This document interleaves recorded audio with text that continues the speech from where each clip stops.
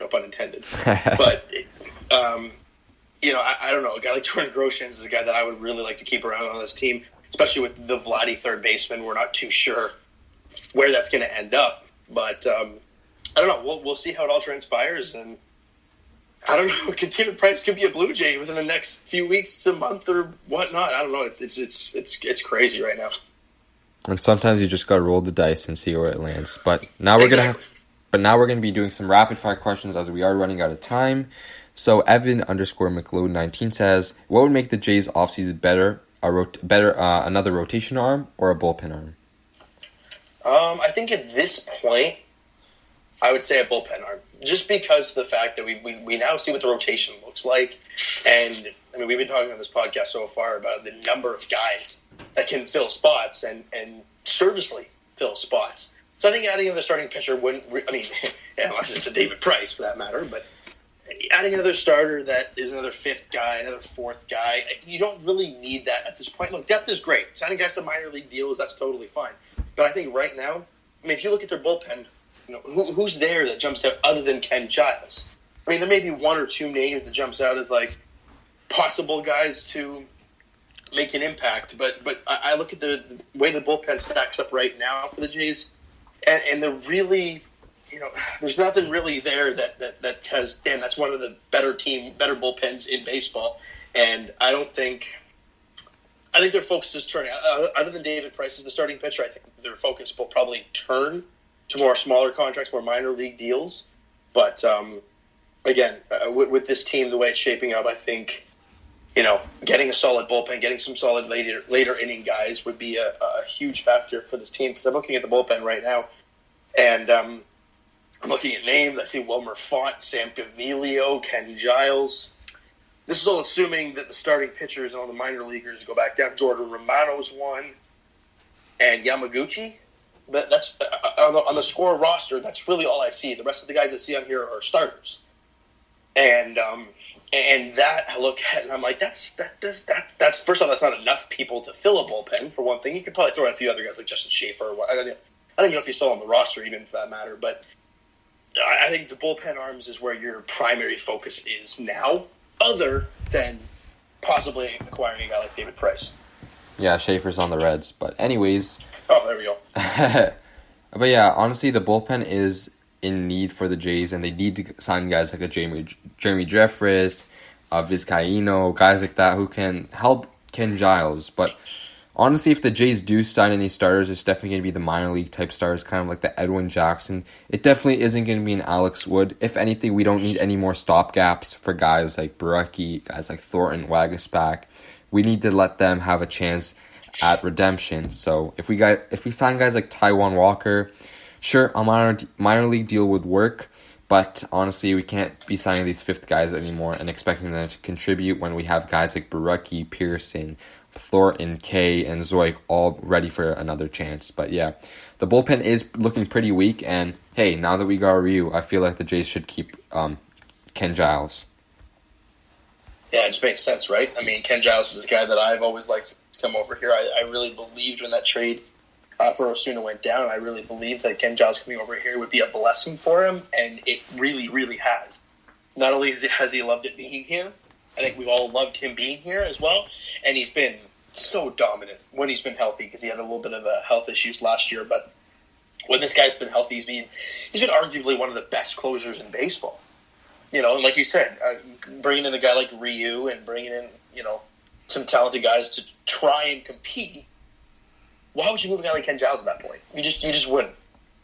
And for me personally, I mean, I've been a strong believer of this all last season. They should re-sign Ken Giles. Don't let this guy walk to free agency and get some money there. I truly believe they should lock him up. Yeah, extend him. That's my opinion. I want to hear your thoughts. Yeah, for sure. I feel like an extension should be in the conversations. Something around a $12 million average per season would be definitely fine for a guy like Ken Giles. He's been very elite. He was nominated for the All-MLB team for the closers, and he's up there with guys like Aroldis Chapman, guys like Kirby Yates, guys like Liam Hendricks as the top of the top as bullpen arms in the league. And honestly, Ken Giles thrives in his role in Toronto, and he loves it being here, and he's just been lights out. So if the Jays trade him, it definitely has to be a very good trade, and it has to be a trade that makes sense. Otherwise, we definitely should keep him, and I feel like Ken Giles would be a very, very good contributor to the next Blue Jays contending team. But that's just my 2 cents. Oh, no doubt.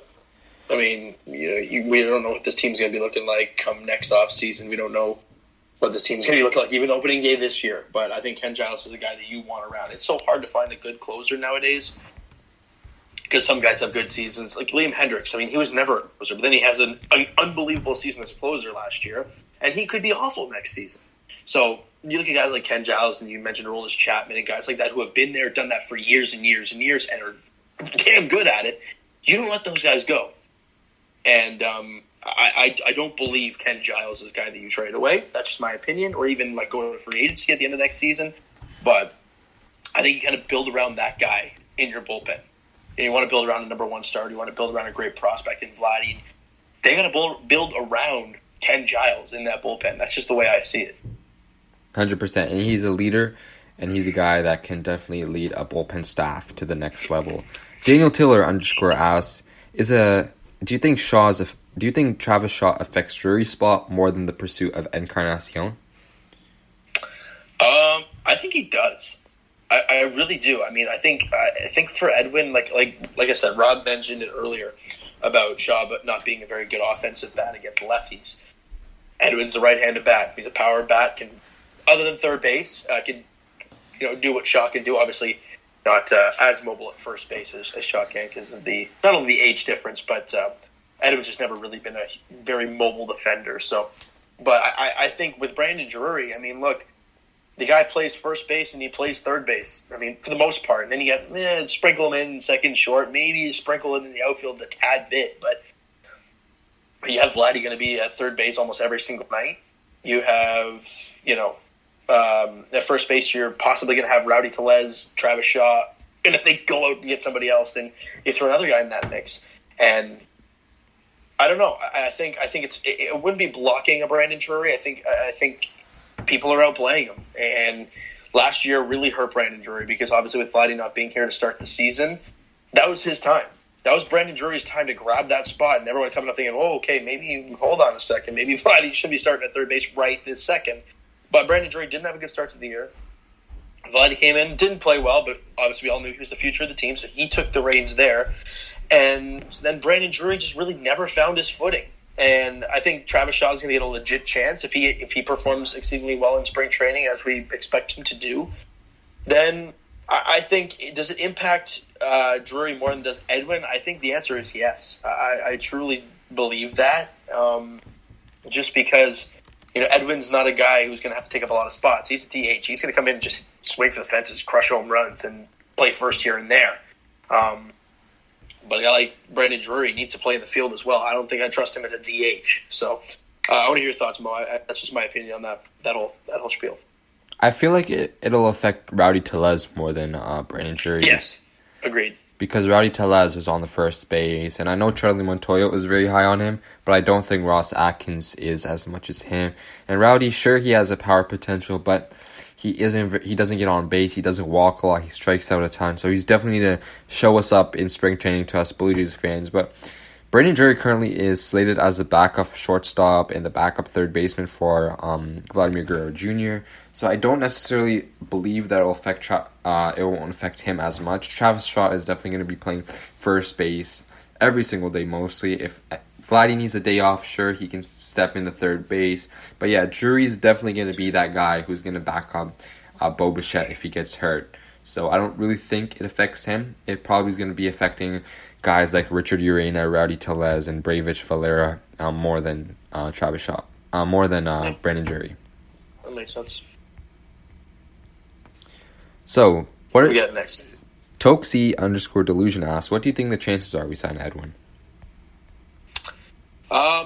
See, if you asked me this before Ryu and Shaw signed, I'd say, 70-30 that we'd sign him. I think 70% we would sign him. But now with Shaw coming and with Ryu coming, I think that drops to about a 40% he will and a 60% a 40% he will and a 60% he won't come to Toronto, just for the fact of Not money. That's not a factor, I think, in all of this. I just feel like they're filling up the spots and they're filling up the hole that they need to, and it just doesn't look like Edwin might be a fit. Now, will it end up happening? Heck, I mean, we didn't expect Travis Shaw to get signed. We didn't expect the Jays to sign Ryu. Kept hearing how they were out of the running. So it could be a crazy signing. It could be a thing. But for me, with those guys coming on, I think it does affect an Edwin signing. Do I think it's still impossible? No, I don't think so. But I think other teams might give him a more appealing offer at this point in time because the Blue Jays maybe aren't as desperate as they were, this time last week or a few days ago or whatnot before the signings happened. Yeah, I don't. There's not really a good chance that I feel like Edwin's going to sign back. I feel like the White Sox are the clear front runners, as Hector Gomez and now John Heyman have confirmed that they are the front runners. So I'd say a 60-40 chance where 60% not and then 40 chance he will sign. I just feel like the Jays want to clear up that DH spot for guys like Vladdy, guys like Bichette if they need a day off. And Teoscar, if they certainly add in another outfielder, he can certainly play DH every single day. But I do feel like with the now signing of Ryu, they are going to still sign one more back to the lineup. Whether it's not Edwin, it might be a guy like Corey Dickerson, and maybe they shoot for a guy like Yasiel Puig. But sure, wouldn't that be something? Yeah, but right now I just don't feel like Edwin's a great fit on this team. Sure, I'd love to have him. He'd definitely draw more fans to the ballpark, and he'd definitely give that reminiscing feel to the team again.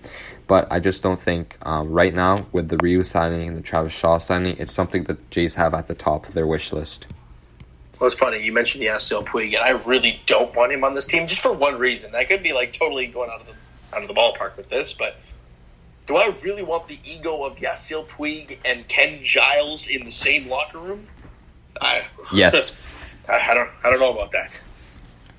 I mean, if his bat plays well, I'm all for it. But yeah, Yasiel Puig is definitely a distraction. His ego is just huge at this point, and I just don't feel like he'd fit in well with the young guys. I just feel like he'd be a bully on the team for sure. That's what it feels like, and the Jays right now, the way they're playing things, they don't need something like that. They don't. Corey Dickerson is more likely because he's a left-handed bat. He can lead off. He hits for a high average, and certainly he could be a nice fit for the Jays. And they wouldn't have to spend a lot to get him either, so that wouldn't be a big issue. Or even a Cole Calhoun, who they have been interested in. I've always liked Cole Calhoun. I don't know why. You could definitely fit into the left field or even right field. Move Grichuk back to center where he belongs. He's one hell of a defender, that guy. He's got a gun. He does have a cannon in the arm, yeah. Wick.wire asks, predictions on how the AL East will hit Ryu. See, that's hard because, it's so hard to predict a guy who has pitched in the National League for so long and they come over to the American League. Because a lot of them, haven't worked. But then there's some that have. Look at a great example is a guy like Marco Estrada, for fuck's sakes. A guy that, was a mediocre pitcher at best in Milwaukee, and then comes to Toronto, American League East, everything's so scary, and then he comes into an all-star, So for Ryu, he's dominated the National League. We've never seen him pitch in the American League, and those numbers are obviously things that we're going to be looking at moving forward. Do I think he's going to get hit hard? I think he'll probably get hit harder than he's used to. But I don't think it's going to be astronomically huge that he's going to be. I don't think this signing is going to be a complete wash. I think he's still going to dominate. I think he's still going to be one of the premier pitchers in the American League. It's just a matter of how things go because again, health is a big thing for Ryu, but when it comes to getting hit by the American League East teams, look, the American League East are known for big hitters. Obviously you have the big guys in New York, and obviously the Red Sox, top to bottom, at least for right now, because we're hearing about Mookie Betts and all this stuff going on. But with the Boston Red Sox and the New York Yankees, and even the Tampa Bay Rays, because their offense last year was really good, those three teams are really good offensively. And Ryu, again, didn't have to deal with this last season. He's going to have to deal with it now.